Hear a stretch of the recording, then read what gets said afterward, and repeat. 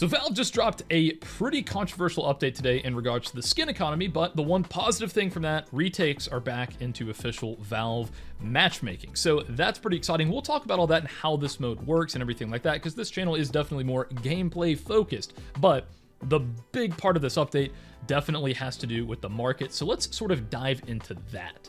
So all the chaos is coming from this patch note right here. Valve has extended the functionality of the trade-up contract to allow exchanging 5 items of covert quality, that's red, into a stat track knife, a regular knife, or regular gloves. This is a massive deal for the skins market. You've got reds just skyrocketing in price, and you're probably going to see knives dip in price since the just overall rarity of knives is going to go a little bit down since people are going to be able to trade up into them. This is crazy. If you're invested in the skins market, I don't know what to tell you. This is pretty wild. One of the funniest examples is just looking at the MP7 Bloodsport. So yesterday this thing was trading for $13, and right now we had one sell at 81 bucks. There's one listed right now for $71. They're selling left, right, and center for a just, I mean, look at this graph. I mean, even over this is over the week. This is a weekly graph. It's looking like this over lifetime. I mean, how insane is that? The M4A1S Cyrex is another crazy example. Just today alone, it's gone up from $158 to $230, mostly because the Breakout Collection is, I believe, a guaranteed butterfly knife if you trade up the reds. So pretty much all of the skins in this particular collection, even the pinks under the Cyrex, are probably going to be going up. So this is super interesting to me. I'm not a big investor. I don't have that much invested into the skins market. So if you're looking for an expert on all of this, I would say probably look for another channel. We're going to get into more of the gameplay stuff after I thank today's sponsor, Skins Monkey. For those of you that don't know, Skins Monkey is an automated CS2 trading site that allows you to select the old skins you don't want anymore and pick out some new ones from the monkey. It's a great way to freshen up that old dusty inventory, and hey, that's not all. They have some amazing filter and selection features, as well as 24/7 live support. If you click the link in the description, you can get a free $5 and a 30% deposit bonus that becomes 35% if you use my code TACTICS on the site. Don't miss out on this offer and check out Skins Monkey today. Let's get back into the video. All right, so now I want to talk a little bit about the retake mode. If you weren't around back in CSGO, you may have no idea that this actually used to be an official mode in the game back in the day. Now, what I want to talk about in this video is, are they worth playing over the community servers that already exist? And what's the good, what's the bad? I just kind of want to dive into all the details. So let's go ahead and get started with the good.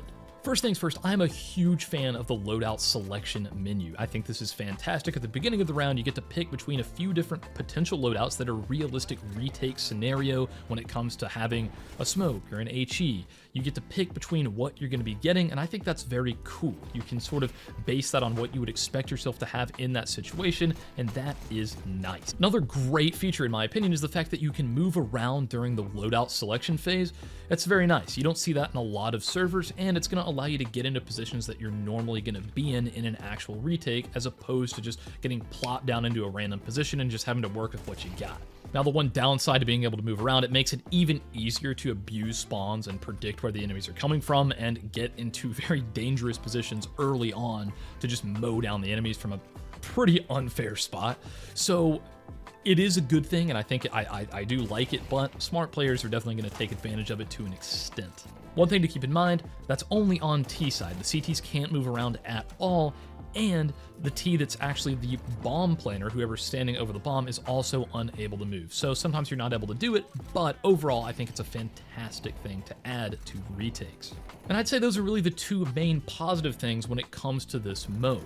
There are also two negatives that I think are pretty heavy negatives, and the first of which is the fact that the teams never switch. In a normal retake server, generally, if you win a round on CT, the people that did the most damage will get switched onto T. That's kind of their reward to play on the T side, which is generally a little bit easier since they're in those post-plant angles.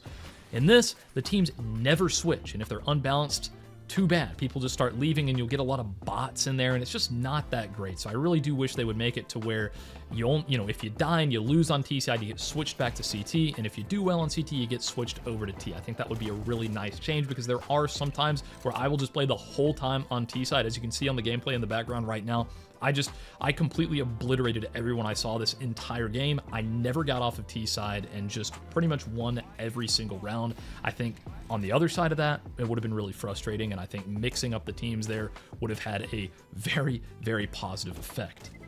Now, one of the most frustrating things to me is the fact that whenever you eliminate all the enemies, and there's plenty of time, when you start defusing the bomb, it doesn't just skip the defuse.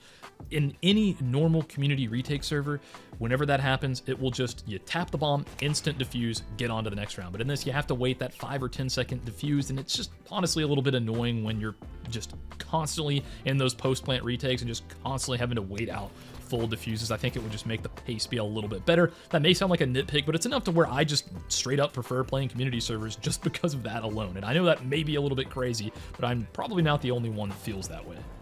Overall, I think this is a massive step in the right direction for Valve, but I still see a lot of higher skilled players preferring community servers for similar reasons that they prefer community deathmatch servers. It's just overall, I think the skill floor is a little bit higher in those community servers, and there are just quality of life features that are just better than what Valve is providing. So until they address things like what I discussed here in terms of the negatives, I don't see a lot of people that play a lot of retakes and community servers switching over here. I think the skill floor is still going to be fairly low. There's going to be a bit of a segregated player base in terms of skill on these servers, but again, I still think it's a positive change. I just wish Valve would address a lot of the quality of life stuff both on Valve DM and Valve retakes. I think it wouldn't take very much effort for them to listen to the community to make them a little bit better and a little bit more playable in terms of how the community would like to see these modes pan out. But let me know your thoughts on that. Let's dive into the rest of the patch notes, and then I guess I'll leave you guys and see you in the next one. So let's talk about the improvements. They have fixed Molotov and smoke interaction logic in cases when multiple smokes are active in the map. I think that's definitely a good thing. I've seen some funky interactions there,